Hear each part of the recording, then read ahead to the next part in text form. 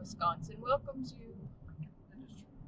Another sightseeing thing that we didn't even know existed till, again, we're just talking to more and more people as we're camping, and they tell us about the Apostle Islands. We could not believe that this place existed and we had never heard about it. It was nice. Highly recommend, it's way up there, so it's probably, a destination that you need to plan for, but I highly recommend doing that. Tonight we're in the cute little town of Bayfield, Wisconsin.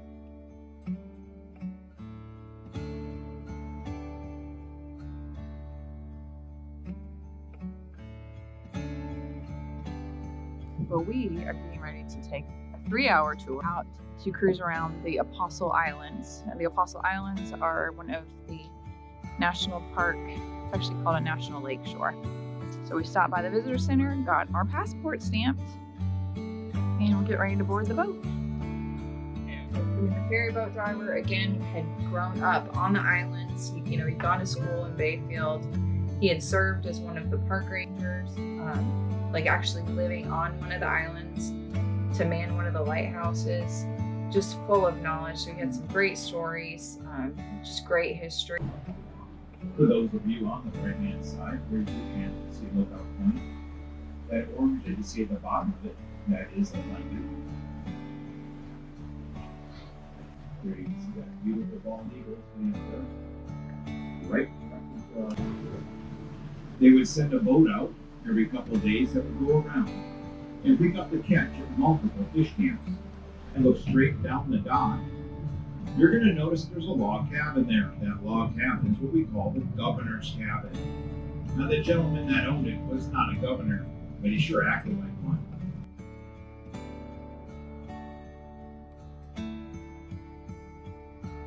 Lakeshore, it's just cool. And we were there as the sun was going down, so it was low enough on the horizon that the sun was shining right into all these caves.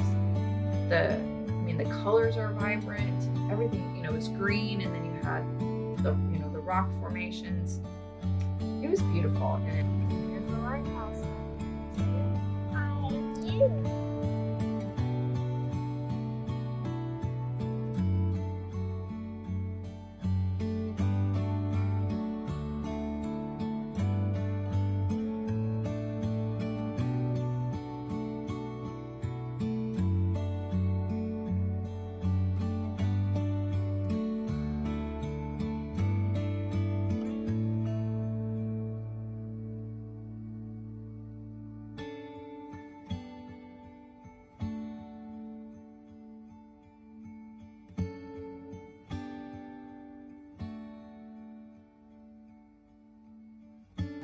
You can see it's very symmetrical from the left side to the right side. There's Fred up on the top of the tower. Hello, Fred.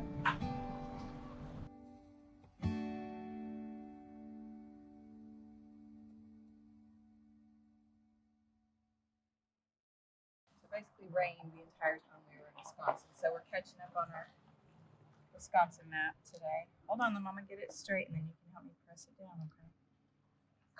Okay, press it down. Oh, good job. We've been to Wisconsin. We have made it to Minnesota. Yay! One of my favorite spots that I've been looking forward to. We got to Grand Marais, Minnesota last night, and we are staying at the Grand Marais Campground and Marina. This is the same campground that I camped with my grandparents. Kind of did the math last night, about 38 years ago. A long time ago. Right off the bat, I'm so much bigger and everything seems so much smaller. I knew it was bound to happen, but they made a lot of changes to the campground too. So one of the things that was kind of disappointing as we were driving around last night is the whole row where my grandparents used to park their camper has been taken out. It looks like they expanded the main road and they probably had to lose some of that land. So the whole top row where my grandparents used to park is gone. So I'm kind of disappointed about that. And then anybody who knows me knows that I am a swimmer. Lots of awards, medals, ribbons throughout the years, but it all started in Grand Marais. This was the first place that I ever swam in their pool and I earned a trophy. and they took the pool out. I was really looking forward to having Carson swim in that pool, but they've taken the pool out. It's now a parking lot of all things. So a little bit disappointed about that. But the one thing that didn't change was the lake shore and the fact that it is surrounded by rocks. Despite the rain last night, we all went down to the shore and we skipped rocks. And my sister is here. She got here about 5 o'clock last night. And her family went down there too, and she even teared up. Just the memories that we have of being here, and the love that our grandparents showed us when we were little is just indescribable. And the memories are irreplaceable and so precious to us. And it was beautiful to see our daughters last night skipping rocks just like we did when we were their age. I hope that these memories will be as priceless to them as they are to us. Cousin Love. Cousin Julie gave Carson all those pretty bracelets, so she decorated her bed tonight. She's gonna have sweet dreams. So it is a beautiful day today. A little chilly, but still beautiful. But it is beautiful. We're gonna go explore the little town of Grand Marais today. I hope that the Dairy Queen is still there. Me too. And just really enjoy the day with our family and with my sister. So stay tuned for all the adventures. Minnesota. We are up here area. For right now, we're going to enjoy the beautiful Lake Superior, the sunshine, and the weekend. Yay, so I don't have to worry about trying to get all my work done today. Cheers. Cheers to a great day. We're also in Minnesota with my sister. Yay! She's going to do the honor of put our Minnesota sticker on for us today.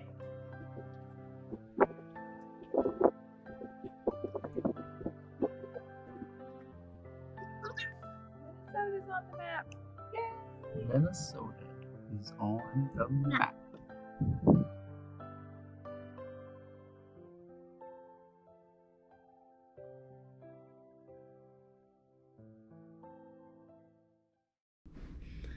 Y'all, Grand Marais did not disappoint. I'm so excited to report that the Dairy Queen is still there. We just really had a great day today. We walked around downtown Grand Marais. One of the traditions is my grandparents would always buy me a shirt with a screen printed Grand Marais logo or whatever I was into at the time. So carried on the tradition today, got a new sweatshirt. We had Dairy Queen, we walked through the old Ben Franklin, and we walked through the trading post, and we walked out to the lighthouse.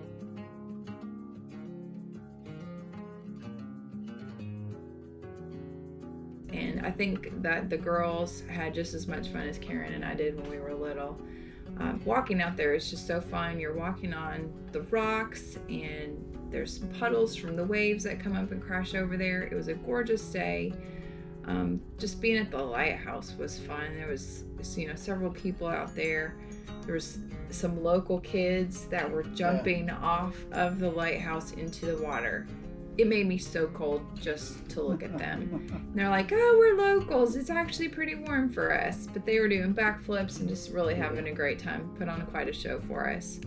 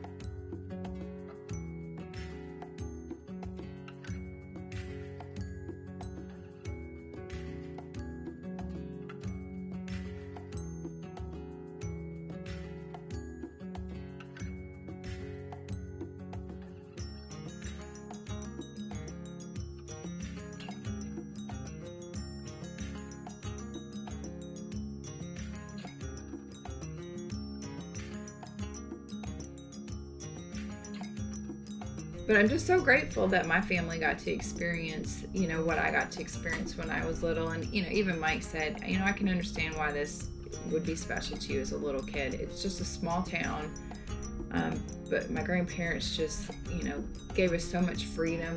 We felt so, I don't know, so independent, so big, as a kid. Everybody's so friendly.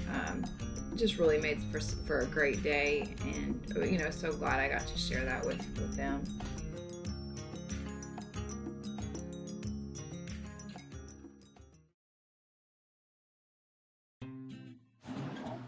Today we're going to do a couple hikes up in the Minnesota North Country. The first one we're doing is Devil's Kettle Falls. It's going to be about a 1 mile out back, so 2 miles round trip.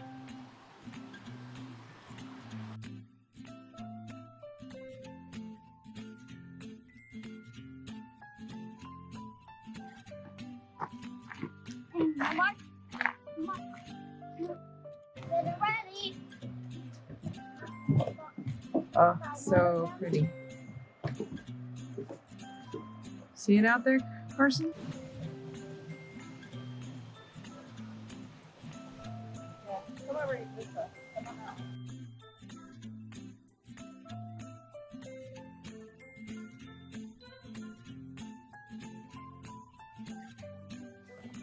You're doing a great job, sis.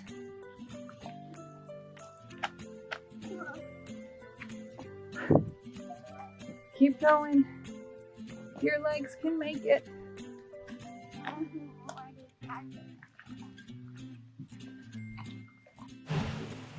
This is called Devil's Kettle Falls. That fall on the left goes into what they call a pothole, and nobody's been able to measure how deep that hole actually is.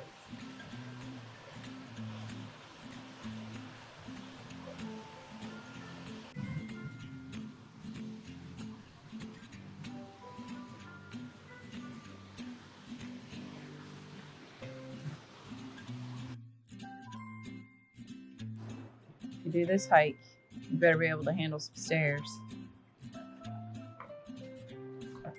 It just keeps on going. I feel like these stairs are straight up too.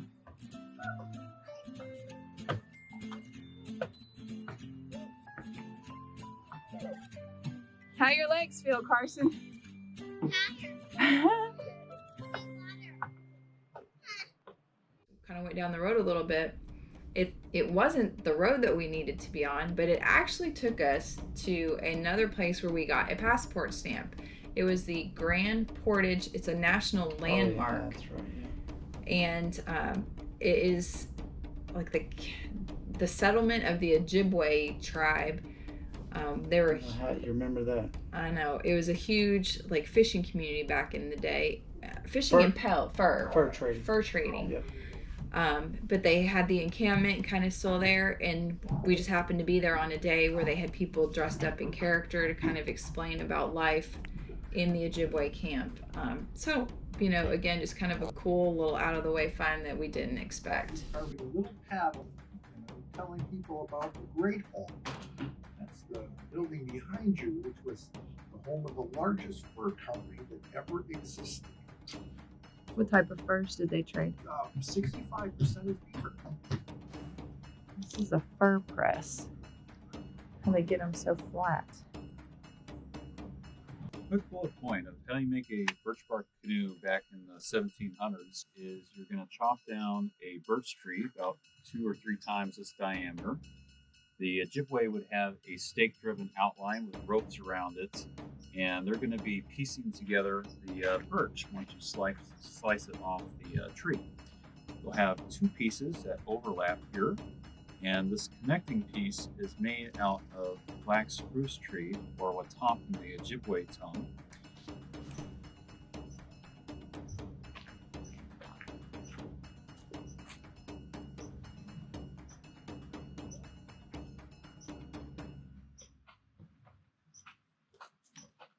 Yeah.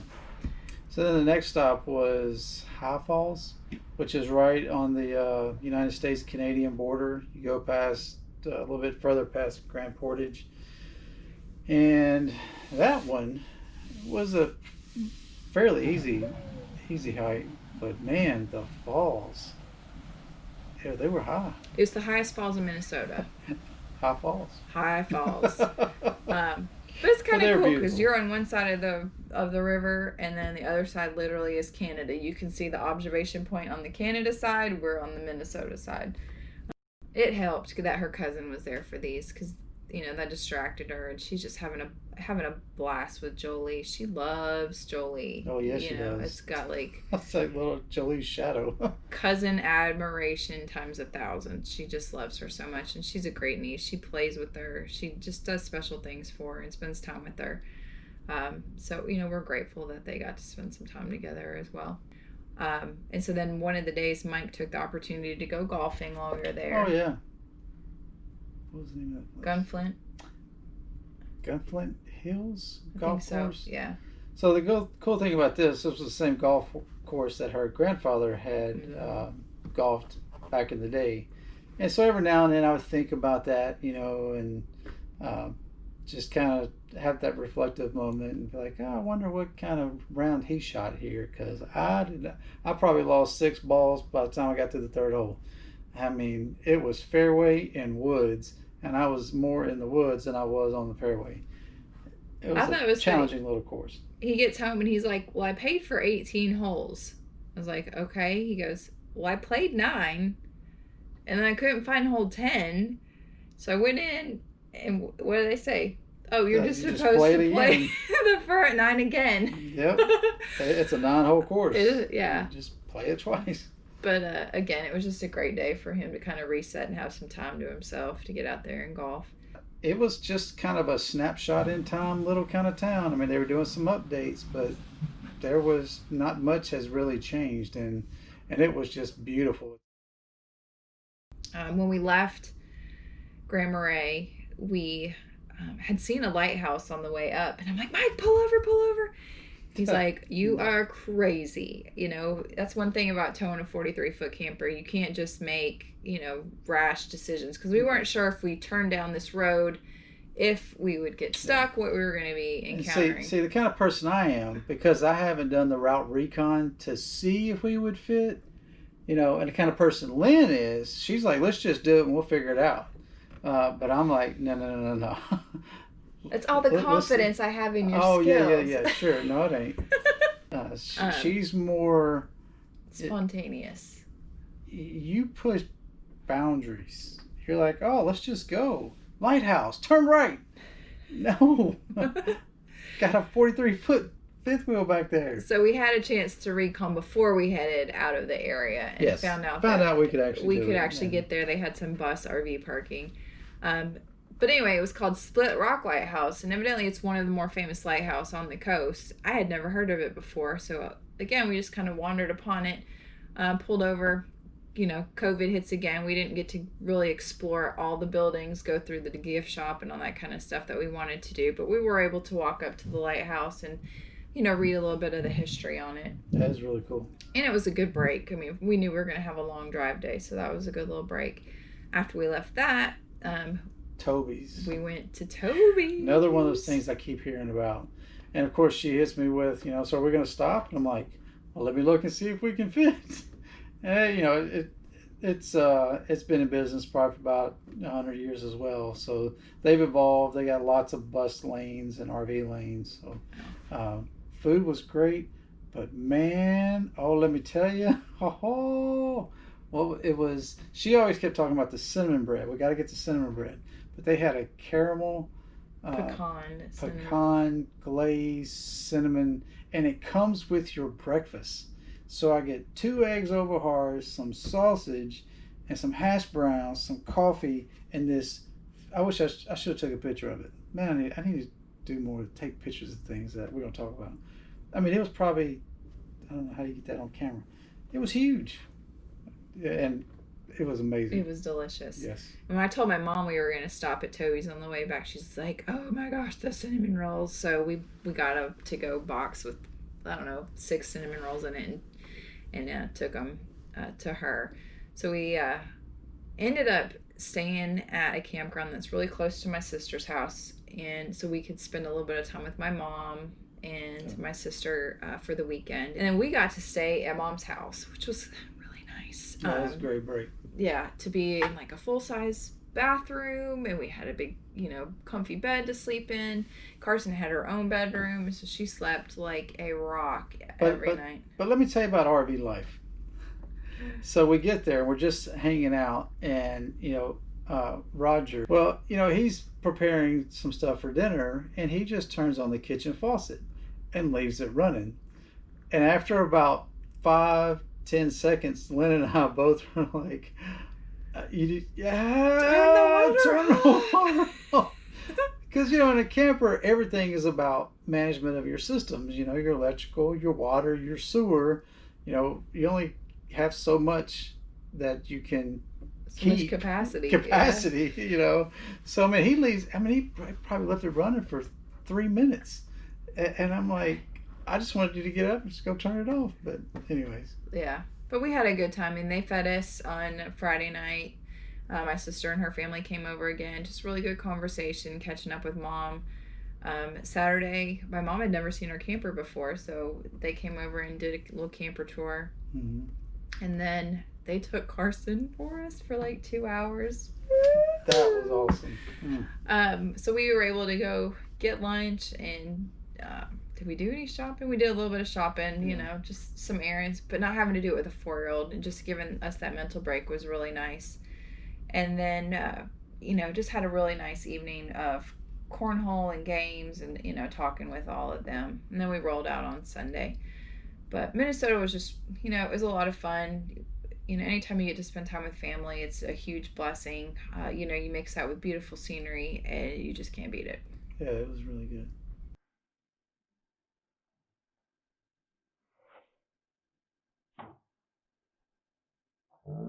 Oh! Yay! We're on the board! I'm glad that you came on this journey.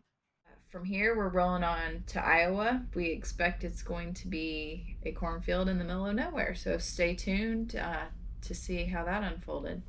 Peace.